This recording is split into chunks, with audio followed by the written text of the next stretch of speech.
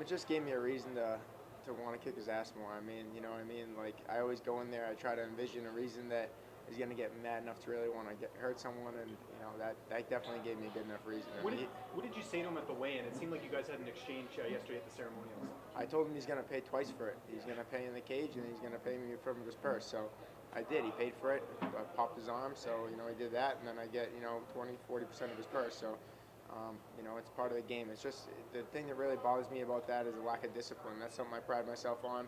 And every fighter in the entire, that was on this card, the 24 fighters on this card, that's the biggest thing is discipline. And nobody appreciates when someone doesn't make weight because it just shows that. And it's just disrespect.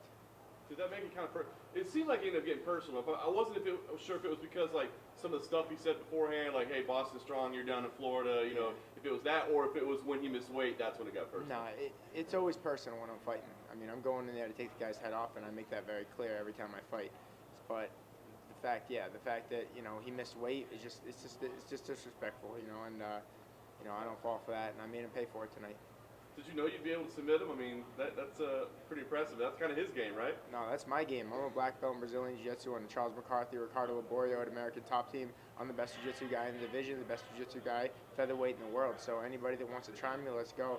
I just proved it. I just took out Manny Bermudez, who I think had 14 submission wins or something like that, and I just armbarred him in the first round. So it speaks for itself. Well, what was the emotion like, man? It's been a long ride to get back here, right? Can you tell me what that feeling was like? Yeah, there's no doubt, man. I was out for 2 years, but it wasn't 2 years wasted. And I worked really hard these 2 years. Went to Thailand, Holland, worked on my game, didn't stop. Back with my coach, Charles Chainsaw McCarthy, former UFC veteran.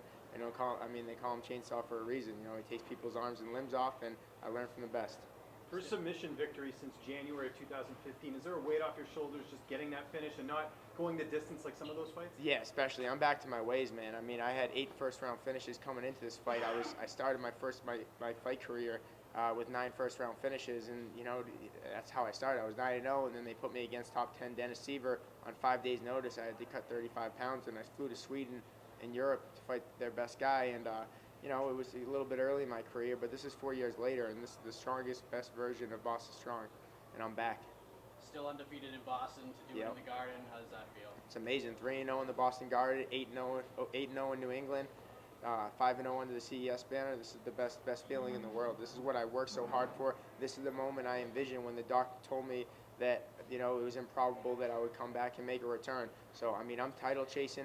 I'm coming for the belt. I want a top guy, and I want to be the champion of this division. And I want to one day hang a banner, Charles Rosa, Boston Strong banner from the rafters of TD Garden. Well, you mentioned those 3 wins. I don't know if you're aware, but you now have the most wins in Boston in UFC history. That's it. Conor McGregor, Rob Font, Travis Brown, and I think Chris Wade. That's awesome. What is that record? That's a stat I like to hear. Boston Strong, baby.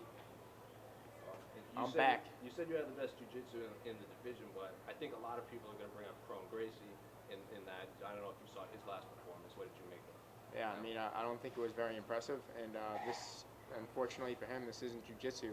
This is mixed martial arts, and I've dedicated the last 10 years of my life to training mixed martial arts. I'm a black belt in Brazilian Jiu-Jitsu, yes, but I've also traveled the entire world training with the best coaches. Roger Carl, I have him at American Top Team. Amazing stand-up skills. I've been to Thailand training with the Thais. I've lived there, lived in Holland, trained in Dutch kickboxing. So this isn't I'm not a one-trick pony. I can do it all. And, man, I'm just happy that I'm back, and happy I'm back in my city, and the best city in the world, city of champions, Boston. Charles, you talked about the doctor who said that you shouldn't fight again. If he was here right now, what would you say to him? I like to, well, you know what I told him, the last thing I said to him, because we kind of had an argument when I left and I ended up going to a different doctor.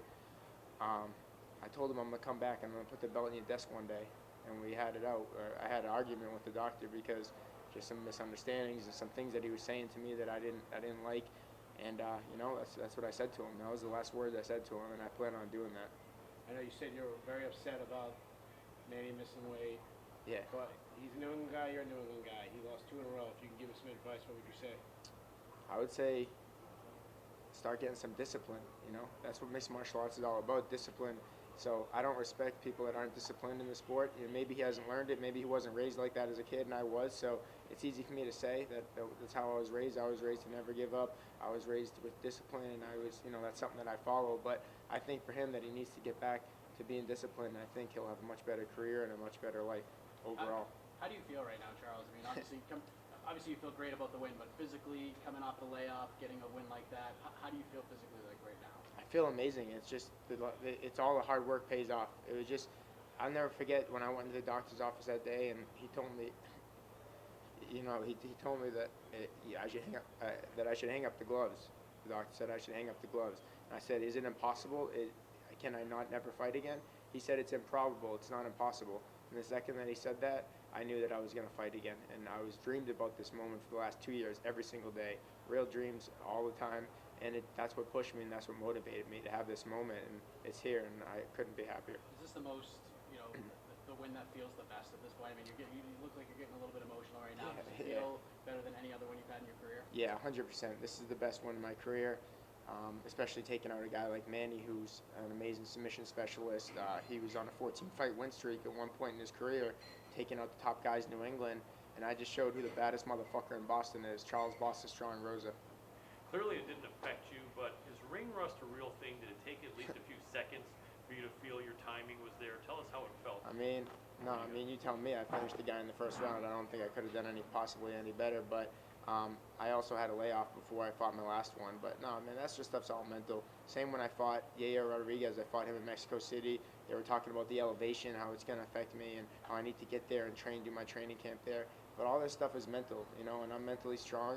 I'm Boston strong, and that's the way it is. This is the ring rust is for people that are mentally weak. Yeah.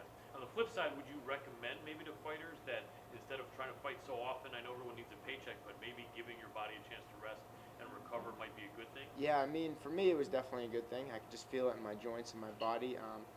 I wouldn't say that it's necessarily fighting so much that's bad. It's not taking care of your body properly. One of the things that I implemented into my training that I think is what made me a better, stronger fighter overall was strength and conditioning and physical therapy.